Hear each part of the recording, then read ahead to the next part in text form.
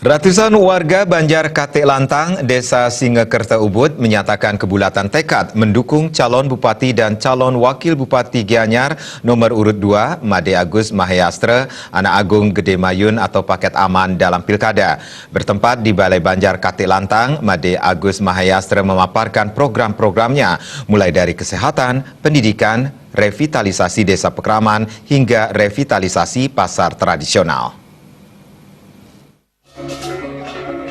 Kebulatan tekad satu jalur mendukung dan memenangkan Koster Aceh dan Paket Aman itu disertai target dukungan yang cukup fantastis.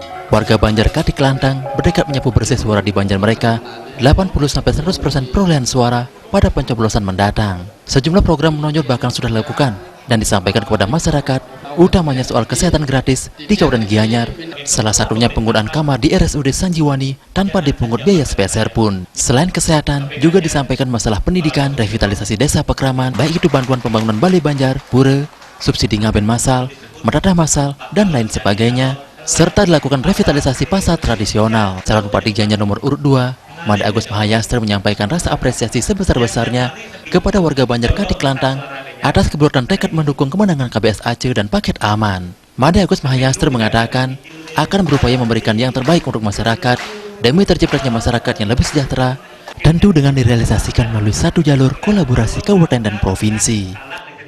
Sudah disepakati lewat forum, kita didukung dengan sebuah yang namanya kebulatan tekad. Tentunya ini sangat berat, perlu perjuangan seluruh masyarakat yang ada di Katik Lantang dan di Lobong. Dan tentunya juga ini tidak datang dengan begitu saja, melalui kerja keras kader-kader kami, anggota Paraksi yang kebetulan berasal dari Singakerta, Pak Jase, Ranting, dan anak Ranting. Sehingga juga nantinya kalau betul memang kita tembus sampai 80%, tanggung jawab kita 5 tahun ke depan bagaimana untuk memajukan, untuk memberikan, merealisasikan daripada semua program yang ada di Desa Pekraman, Katik Lantang dan Lobong ini. Itu tugas PR kita ke depan. Tidak mudah mengemban amanat daripada masyarakat. Kelihan adat Katik Lantang, Ketut Sandiase mengatakan, di Banjar Katik Lantang terdapat 650 pemilih, sedangkan di Banjar Obong terdapat sebanyak 200 pemilih. Seluruh jumlah dipastikan akan memilih dan mendukung kemenangan KBS Aceh dan Paket Aman. Pihaknya optimis sanggup memenangkan suara untuk pasangan KBS Aceh dan Aman sebesar 80-100%. Mungkin saja karena dilihat kenyataan yang sudah lewat. Ada wakil yang dari kami dari Singakerta sudah nyata-nyata ada bantuan, ada perubahan-perubahan itu, tidak ada pilihan lain lagi.